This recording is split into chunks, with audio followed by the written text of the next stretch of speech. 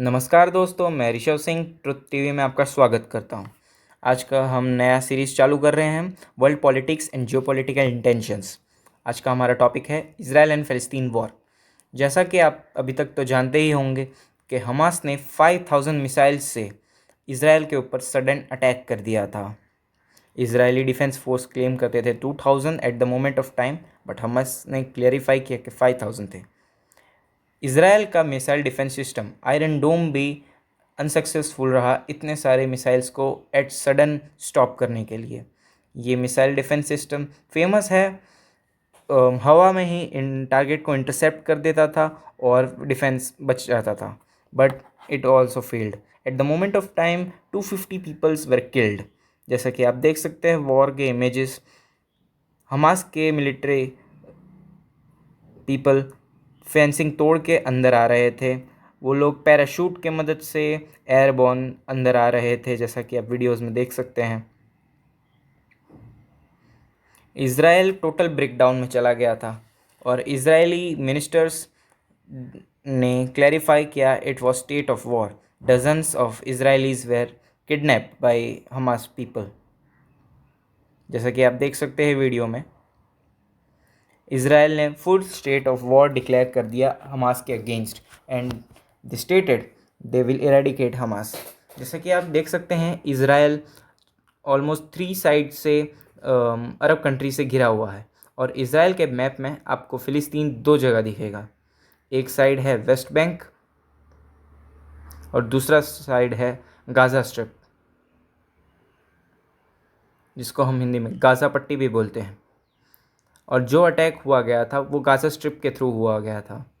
इधर पे ये जो हमास है वही मोस्टली गाज़ा स्ट्रिप को कंट्रोल करती है। वहाँ का सारा military operations Hamas terrorist group ही करता है।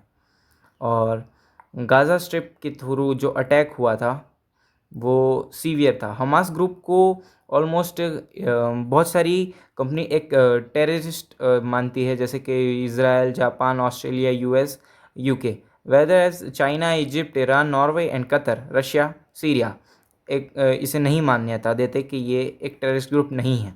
ये जो रेड स्पॉट देख रहे हैं गाज़ा स्ट्रिप है और ये जो ब्लू स्पॉट है जो आप देख रहे हैं वो एरिया था अफेक्टेड बाय हमास पीपल।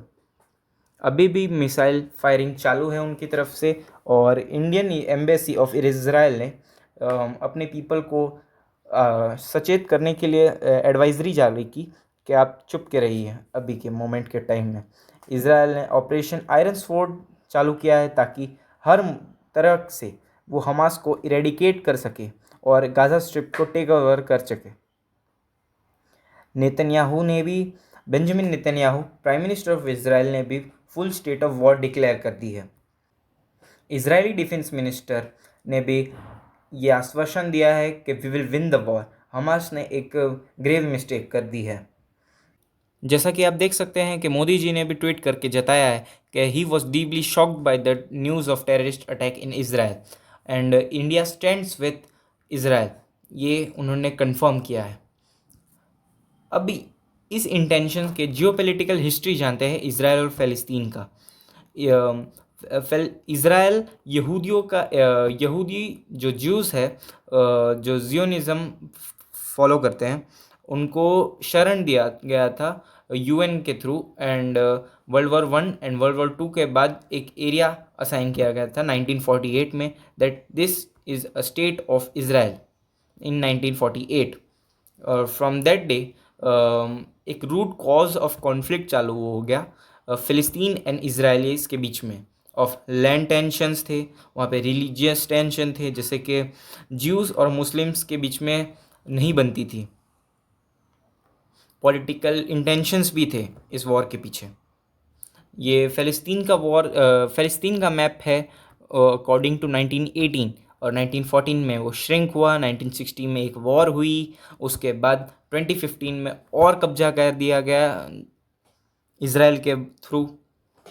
अब आपको मैं एक्सप्लेन करता हूँ current situation of the war. Recent escalation के बाद अभी सिचुएशन बहुत ख़राब है उधर और ऑल आउट वॉर डिक्लेरेशन हो चुकी है। इज़राइल पीएम, जैसा कि आप वीडियो देखे ही होंगे, कि फुल आउट अटैक और वॉर डिक्लेयर कर चुके हैं हमास के थ्रू। यूएस भी फुल सपोर्ट कर रहा है इज़राइल को इसमें। और ये एक ह्यूमैनिटेरियन क्राइसिस भी है। क्यों? क्योंकि इज़राइल हर उस जगह को बॉम्ब करेगा, डिस्ट्रॉय करेगा जहाँ से हमास ने अटैक किया था, और हमास ने मोस्टली स्कूल्स एंड हॉस्पिटल्स से अटैक किए थे। जैसा कि आप देख सकते हैं, बेंजामिन नेतन्याहू क्लैरिफाई कर रहे हैं कि ये वादा करते हैं कि वो इज़राइल के डिफेंस में वो जो बन पड़ता है वो करेंगे। चलिए अब जानते हैं political intentions behind this war. Political leaders का अलग कहना है। रीजनल पावर जैसे कि सऊदी अरेबिया एंड ईरान, वो दोनों भी अलग अलग साइड खड़े हैं। और आउटसाइड इन्फ्लुएंस जैसे कि यूएस हमेशा इजराइल के साथ खड़ा था स्टार्टिंग से, और रशिया हमेशा से फ़लस्तीन के साथ खड़ा हुआ है। हमास के लीडर रिसेंटली ही क्रेमलिन भी गए थे। चलिए अब जानते हैं कि ह्यूमैनिटेरियन कॉन्सिक्वेंसेस क्या है इस वॉर के।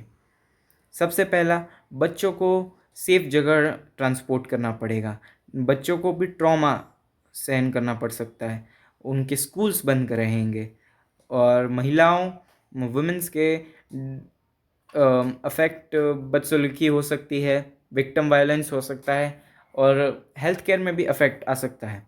जैसा कि आप जानते ही होंगे कि इज़राइल हमास के और ठिकानों पे अटैक कर रहा है, तो उधर हॉस्पिटल्स एंड स्कूल्स भी टोटली अफेक्टेड हैं। और जैसा कि आप जानते ही होंगे कि इज़राइल ने टोटल शटडाउन कर दिया है water supply and electricity supply of Gaza strip. अभी तक का डेथ टोल आराम से 1500 क्रॉस कर चुका होगा जब तक मैं ये वीडियो रिकॉर्ड कर रहा हूँ। और फ़िलिस्तीन हेल्थ मिनिस्ट्री का ये कहना है कि ये और भी बढ़ सकता है। इंडिया ने भी वहाँ से अपने नागरिकों को सेफली रेस्क्यू करके लाने के लिए ऑपरेशन अजय लॉन्च कर दिया है, जहाँ से हम इज़राइल में पढ़ते हमारे इंडियन बच्चों को वापस ला सके।